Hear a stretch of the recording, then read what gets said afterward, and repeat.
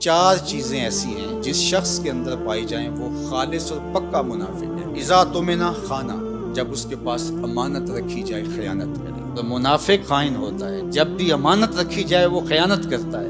اور ہم اس نبی کے ماننے والے ہیں جن کے گھر کے گرد کافروں نے محاصرہ کیا ہے، ننگی تلواریں لیے کھڑے ہیں کہ آج حضور کی زندگی کا چراغ بجھا دیں گے۔ وہ باہر تلواریں لہرا رہے ہیں اور حضور علی کو وصیت کر رہے ہیں کہ صبح ان کی امانتیں واپس کر کے تم بھی مدینے پلٹ آنا۔ ہم اس نبی کے ماننے والے ہیں، تو کس طرح ہم امانت میں خیانت کر سکتے ہیں؟ اس شخص کا دین ہی نہیں ہے جس کے پاس امانت نہیں ہے۔ اور امانت صرف مال کی نہیں ہے، المجالس بالامانہ۔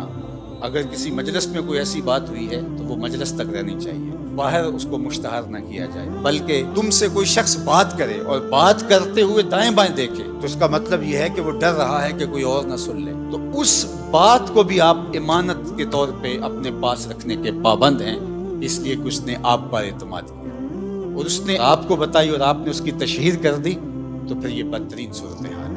فرمایا مومن کی کیا شان ہے کہ وہ امانت دار ہوتا ہے، اور منافق کی پہلی علامت کیا بتائی؟ اذا تمنا خانہ، جب اس کے پاس امانت رکھی جائے تو وہ خیانت کرتا ہے۔ واذا حدث کذب، اور جب وہ بولتا ہے جھوٹ ہی بولتا ہے۔ مومن کا جھوٹ سے تعلق کیا؟ مومن تو سچ کا خوگر ہے، مومن کی زبان سے تو خیر پھوٹے گی، سچائی پھوٹے گی، جھوٹ کیسے پھوٹ سکتا ہے؟ اور ایک حدیث میں آیا، حضور نے فرمایا الا انبئکم باکبر الکبائر، میں تمہیں بڑے بڑے گناہوں کی خبر نہ دوں؟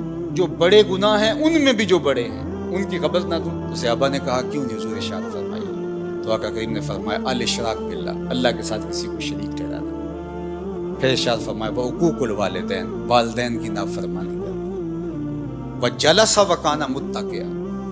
تیسری چیز بیان کرنے کے لیے حضور ایسے ٹیک لگائے بیٹھے تھے، حضور نے ٹیک چھوڑ دی، بات کی اہمیت کو اور اجاگر کرنا۔ اور پھر حضور نے فرمایا الا وقول الزور، الا وقول الزور، الا وقول الزور، اور جھوٹ بولنا، جھوٹ بولنا، جھوٹ بولنا۔ پہلے تو ٹیک چھوڑی اور پھر حضور اتنی بار یہ لفظ بولا کہ صحابہ کہتے ہیں کہ ہمیں بار بار آ رہا تھا کہ حضور اب سکوت اختیار فرما لیں، ہمیں بات کی اہمیت کی سمجھ آ گئی، لیکن حضور بار بار کہتے تھے الا وقول الزور، الا وقول الزور۔ اور شہادت تو حضور کے لفظ میں ہے، جھوٹی گواہی دینا اور جھوٹ بولنا، تو یہ جھوٹ اتنی بری بات ہے۔ اور ہم سمجھتے ہیں کہ یہ فن ہے، جھوٹ نہ بولیں تو سودا ہی نہیں بکتا۔ میں کہتا ہوں جاپان والوں کا کیسے بک جاتا ہے؟ پوری دنیا بیچ رہی ہے، ہمارا نہیں بکتا۔ ہم پھر سودا نہیں بیچ رہے، ہم جھوٹ بیچ رہے ہیں، جو بیچیں گے کمائی بھی پھر اس کے مطابق ہو۔ تو فرمایا جب بولے جھوٹ بولے، یہ منافق کی علامت بتائی گئی۔ وَإِذَا عَاهَدَ غَدَرَ، اور جب عہد کرے تو عہد کو توڑ دے۔ لا دین لمن لا عہد لہ، اس کا دین ہی نہیں ہے جس کا عہد نہیں ہے۔ ہمارے ایک ذمہ دار شخص نے یہ بات میڈیا کے سامنے کہی تھی کہ جو عہد ہے، وعدہ ہے، وہ کوئی قرآن و حدیث ہے؟ ہاں قرآن و حدیث ہے۔